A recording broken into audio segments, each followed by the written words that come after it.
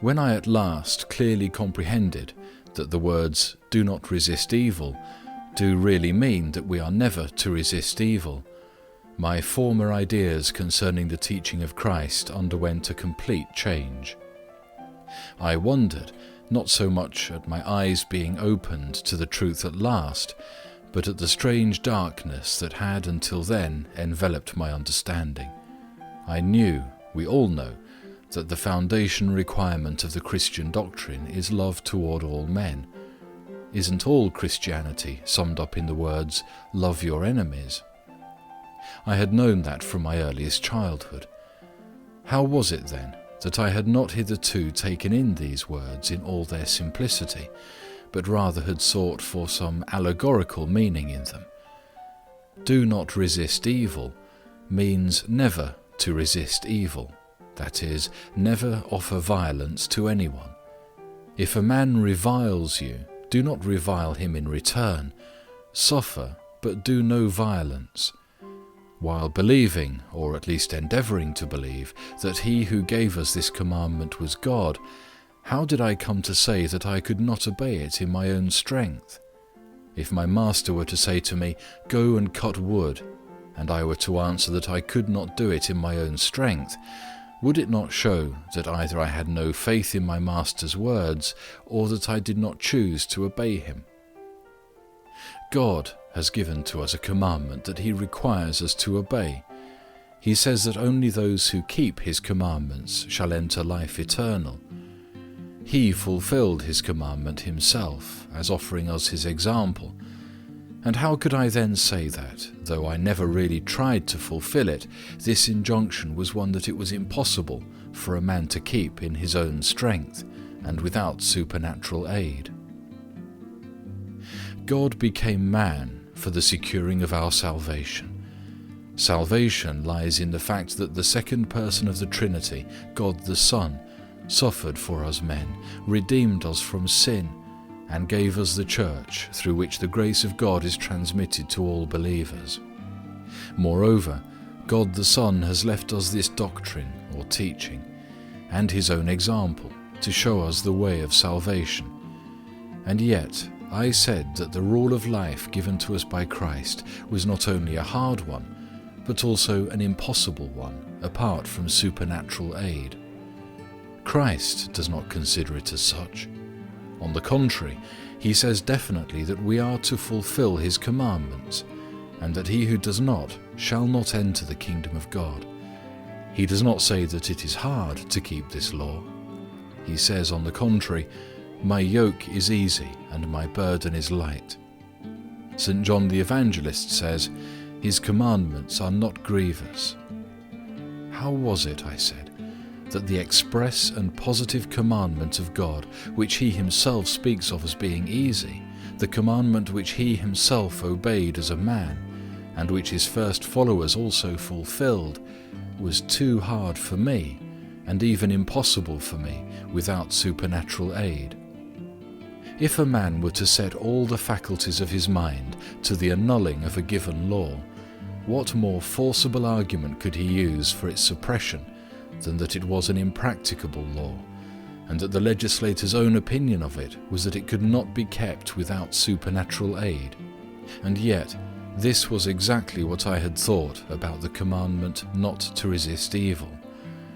I tried to remember when and how the strange idea had first come into my mind that the doctrine of Christ was divine in authority but impossible in practice. On reviewing my past life, I discovered that this idea had never been transmitted to me in all its nakedness, for then it would have repelled me, but that I had imperceptibly imbibed it from my earliest childhood, and that the associations of my life had confirmed the strange error. I was taught from my childhood that Christ is God, and that his teaching is divine and authoritative, while, on the other hand, I was also told to respect those institutions that, by means of violence, secured my safety from evil. I was taught to honour those institutions as being sacred. I was taught to resist evil, and it was instilled into me that it was humiliating and dishonourable to submit to evil and to suffer from it, and that it was praiseworthy to resist evil. I was taught to condemn and to execute. I was taught to make war, that is, to resist evil by murder. The army, a member of which I was called a Christ-loving army, and the Church consecrated its mission. I was taught to resist an offender by violence, and to avenge a private insult or one against my native land by violence. All this was never regarded as wrong, but on the contrary, I was told that it was perfectly right and in no way contrary to Christ's doctrine. All surrounding interests, such as the peace and safety of my family, my property and myself, were based on the law that was rejected by Christ, on the law of a tooth for a tooth. Ecclesiastical teachers told me that the doctrine of Christ was divine, but that its observance was impossible on account of the weakness of human nature, and that the grace of God alone could enable us to keep this law. Secular teachers told me, and the whole order of life proved, that the teaching of Christ was impracticable and ideal, and that we must in fact live contrary to his doctrine. I imbibed such a notion of the practical impossibility of following the divine doctrine, gradually and almost imperceptibly. I was so accustomed to it, it coincided so well with all my animal feelings, that I had never observed the contradiction in which I lived. I did not see that it was impossible to admit the Godhead of Christ, the basis of whose teaching is non-resistance of evil, and at the same time to work consciously and calmly for the institutions of property, courts of law, kingdoms, the army, and so on.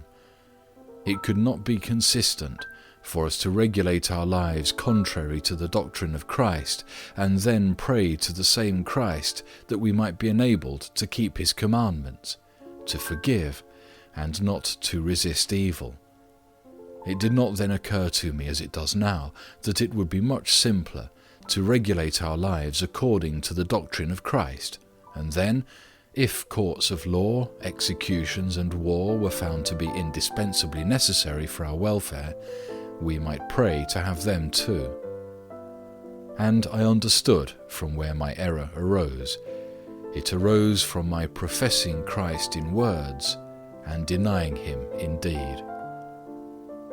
The precept not to resist evil is one that contains the whole substance of Christ's doctrine, if we consider it not only as a saying, but also as a law we are bound to obey. It is like a latchkey that will open any door, but only if it is well inserted into the lock. To consider this rule of life as a precept that cannot be obeyed without supernatural aid is to annihilate the whole doctrine of Christ completely. How can a doctrine, the fundamental law of which is cast aside as impracticable, be considered practicable in any of its details? This is what was done with Christ's doctrine when we were taught that it was possible to be a Christian without fulfilling his law not to resist evil. A few days ago, I was reading the 5th chapter of St. Matthew to a Hebrew rabbi. "That is in the Bible. That is in the Talmud too," he said at almost each saying, pointing out to me in the Bible and the Talmud passages very much like those in the Sermon on the Mount. But when I came to the verse that says, "Do not resist evil," he did not say, "That is also in the Talmud," but only asked me with a smile, "Do Christians keep this law? Do they turn the other cheek to be struck?" I was silent. What answer could I give when I knew that Christians in our days, far from turning the other cheek when struck, never let an opportunity escape of striking a Hebrew on both cheeks? I was greatly interested to know if there was any law like this in the Talmud, and I inquired.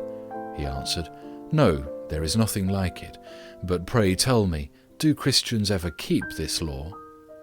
His question showed me clearly that the existence of a precept in the law of Christ, which is not only left unobserved, but of which the fulfillment is considered impossible, is superfluous and irrational. Now that I comprehend the true meaning of the doctrine, I see clearly the strange state of contradiction within my own self that I had permitted to arise. I was confessing Christ as God and his teaching as divine, and at the same time I was ordering my life contrary to his teaching.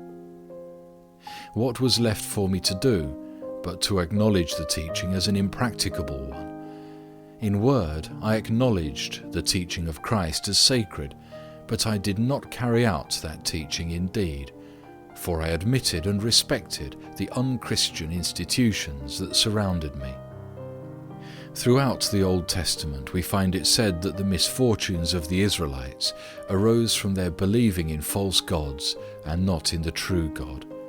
In the 8th and 12th chapters of the first book of Samuel, the prophet accuses the people of having chosen, instead of God, who was their king, a human king who, according to their opinion, was to save them. "Do not believe in toga, vain things," says Samuel to the people. 1 Samuel 12:21. "They will not help you and will not save you, for they are toga, vain. In order not to perish with your king, believe in God alone." My faith in these toga, in these empty idols, hid the truth from my eyes. In my way to him, these toga, which I did not have the strength to renounce, stood before me, obscuring his light.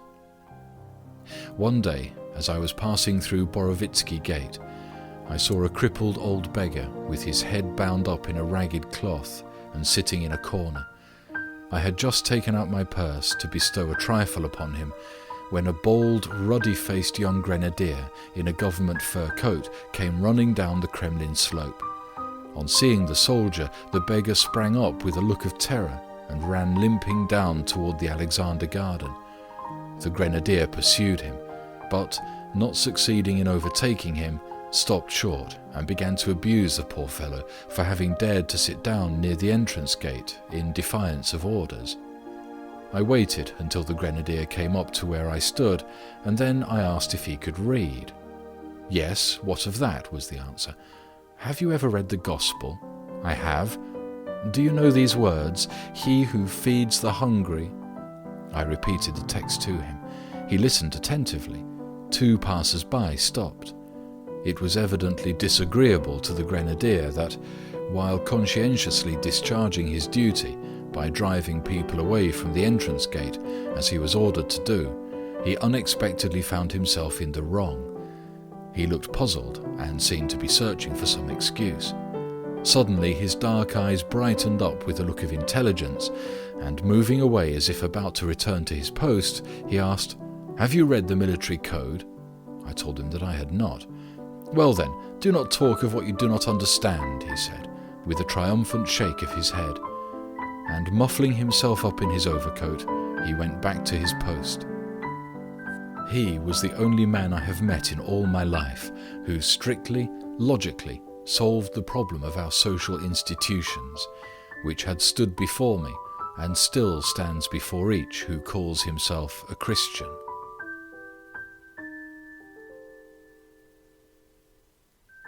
End of chapter 2.